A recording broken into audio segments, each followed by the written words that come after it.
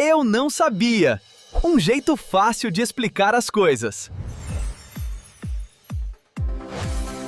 O Pai Nosso, provavelmente uma das orações mais conhecidas do mundo, né? Milhões e milhões de pessoas recitam essas palavras todos os dias. Mas o que quase ninguém sabe é que, bem ali, escondido na sua frase mais famosa, existe um segredo, um mistério que deixa especialistas de cabelo em pé há séculos. Essa parte todo mundo conhece. É um pedido que parece super simples, direto ao ponto, um pedido por sustento. E é aqui que a história fica interessante. A palavra grega original, que a gente traduz como de cada dia, é um verdadeiro quebra-cabeça de 2000 anos. E olha, dependendo de como a gente interpreta essa única palavra, o sentido de tudo que se está pedindo muda da água para o vinho. Para a gente entender a oração, primeiro a gente precisa dar um passo para trás e olhar o quadro geral. O Pai Nosso não surge do nada, sabe? Ele é a peça central do discurso mais longo de Jesus, o famoso Sermão da Montanha, lá no Evangelho de Mateus. E esse sermão não é só um conjuntinho de regras. Pelo contrário, ele é visto como um manifesto, uma visão de mundo totalmente nova. É um chamado para se viver de um jeito que espelhe a generosidade e a justiça de Deus, aqui mesmo, na Terra. E para sacar fundo o sermão é super importante entender o gênero literário dele. Os especialistas chamam de parênese. O que é isso? Pensa num manual de instruções prático, focado na ética. O lance aqui não é teoria abstrata, é comportamento. É um guia para a ação, para o dia a dia. E bem no meio desse grande guia prático, lá no capítulo 6, Jesus se concentra em 3 atos de devoção: dar esmolas, orar e jejuar. É exatamente nesse ponto que ele apresenta um modelo de oração completamente novo. Jesus faz um contraste muito claro entre a religiosidade de fachada, aquela feita para impressionar os outros, para o show, e a piedade autêntica, que é uma conversa genuína com Deus.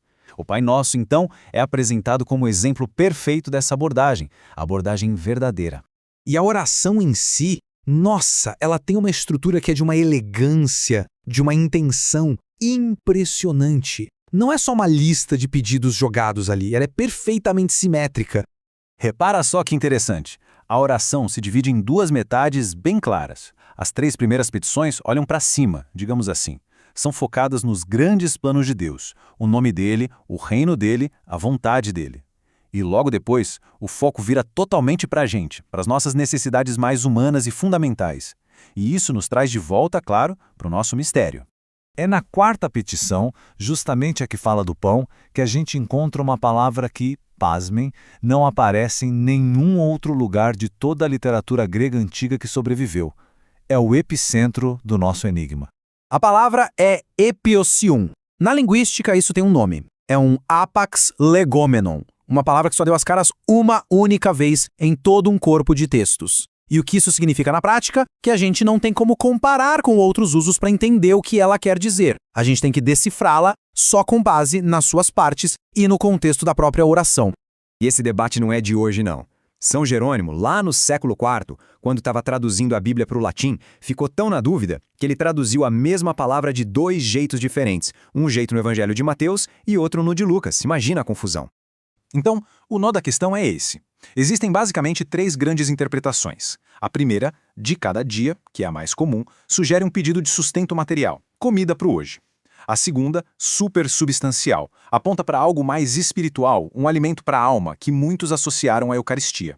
E a terceira, para o futuro, que sugere um pedido pelo pão de amanhã, ou talvez até pelo banquete celestial no fim dos tempos. E aí é que tá. Nenhuma tradução é perfeita.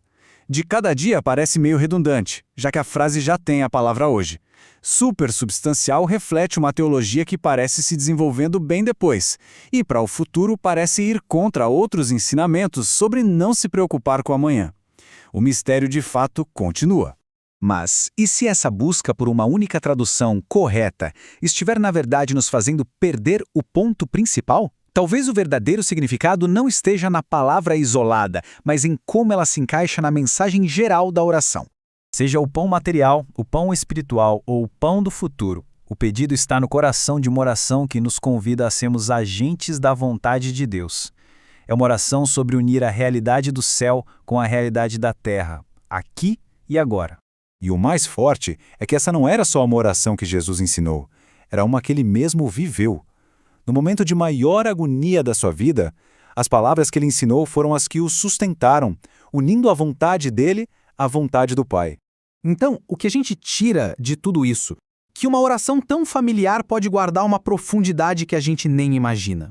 E isso nos deixa com uma pergunta.